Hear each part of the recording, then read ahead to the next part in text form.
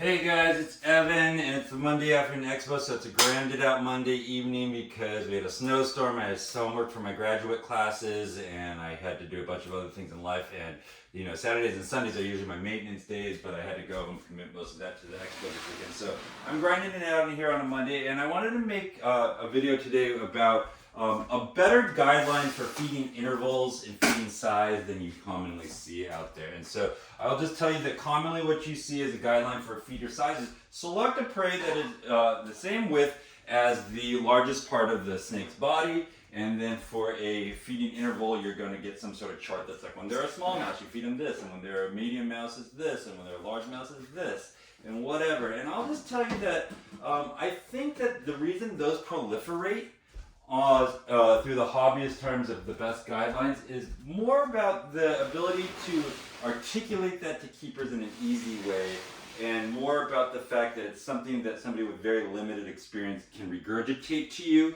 and make themselves feel knowledgeable and give a satisfying answer to people. Then it's actually the best way. I don't think those are necessarily the worst ways to be thinking, especially the girth guideline. I don't think that's necessarily the worst idea.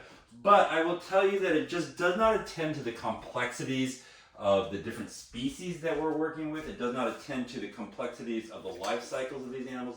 It does not attend to the complexities of difference in the different types of feeds we're feeding. And it's just a really kind of unsatisfying way to think about it for me. And so what I'm going to offer to you and suggest to you is some behavioral guidelines for feeding your animals. And just as a general rule, like I was saying, that those charts and those really regurgitatable little sound bits are easy, and that's why they proliferate. I think that behavioral cues and behavioral considerations should be guiding and informing more about keeping and breeding and feeding than you generally see talked about. And it's actually one of those things, and I'm not talking about like really like bigwig experts.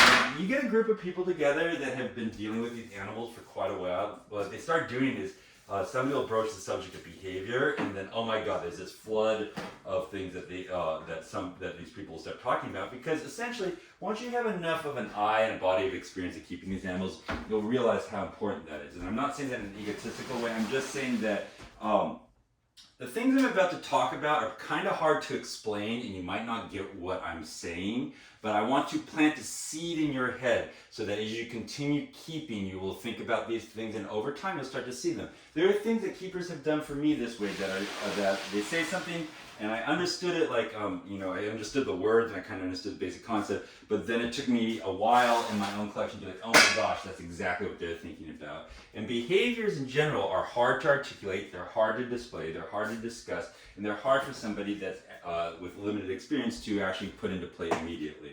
But here are my behavioral guidelines for feeding size and feeding frequency. My behavioral guideline for feeding size is to feed your animal something that anchors it onto the heat for about 3 to 4 days. And that means that you feed your animal and it's going to get real quiet and go and seek heat either under a panel or a lamp or on a tape. It's going to be curled up and just kind of resting there. And it's and you want to sit there and heat seek for 3 to 4 days. If you have something that is still sitting and cooking on the heat after 6, 7, 8 days, that's a cue to you that maybe what you're feeding was a little heavy for that animal at that moment in their life cycle. And if they're off the heat and out again and just cruising around, or they never sought heat, it might be suggesting to you that what you're feeding was too small. And so I think that's just a better guideline than the girth of the animal, because first of all, feeding size and what's appropriate or too big or too small is relative to the individual and relative to the species. True red-tailed boas, I think that girth, the same size as the animal, that's a good guideline because they're pretty soft constitutioned compared to a lot of animals. But then something like a children's python or a diamond python or a jungle python, these animals, they're very slender bodied, very fast metabolism, their stomachs are stronger constitution. They can take a larger item. If you're just going to feed the same as the girth of my diamond python, it would be out and lasting. It would not even slow down. It'd be like a mouse or a jungle cart where you'd have to feed like 15 mice to get, even though that's the width of the snake, you have to feed like not 50, but like 5, 6, 7, 8 mice to actually get the meal on board. So by studying behavior, I will see that it's something that I feed a true red-tailed boa that's about the girth of that snake will anchor it for 3, 4, maybe 5 days. Whereas if I study the behavior on something faster, like an Australian python, I will find that feeding it for something about the same girth only anchors it for no days. And I actually have to feed something that looks like it swallowed a pretty big something relative to what it is for it to be anchored for 3 or 4 days. I'll tell you, like my diamond python, I feed it like week-old chicken chicks.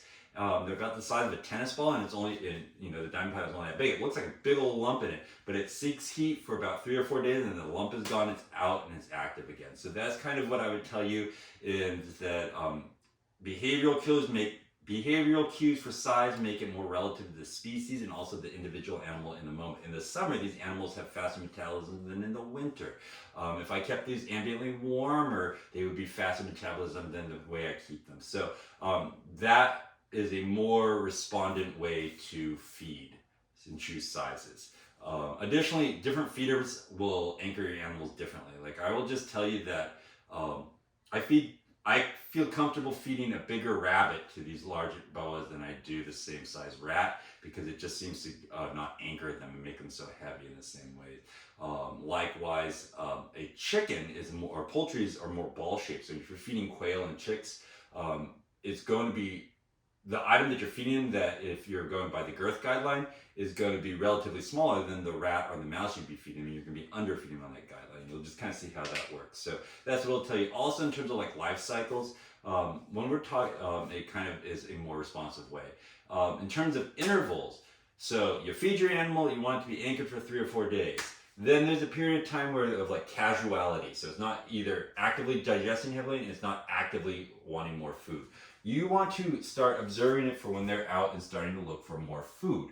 And you want to let it go and look for food for a few days and then feed it again. That is just a way to adjust your feeding schedule based on their physiology at the moment. That way, like if they're shedding, they're going to be quiet. If you base it on that, you're not going to feed them that way. If they're in the summer and they're flying for your food, you're going to feed them more often. When that female gave birth this fall, her metabolism was phenomenal right after that, and so I was feeding her, and she would not be anchored for 2 or 3 days with a pretty large meal. Then she'd be out, she'd just casually for a couple days, and then within 7 to 10 days she's wanting more food, so I'm going to feed her again. So it's attending to where she is in that moment in her life cycle. So that's just my big, more satisfying way to think about feeding guidelines for you, is to think about it behaviorally. So I hope that makes sense to you. Take care. Bye-bye.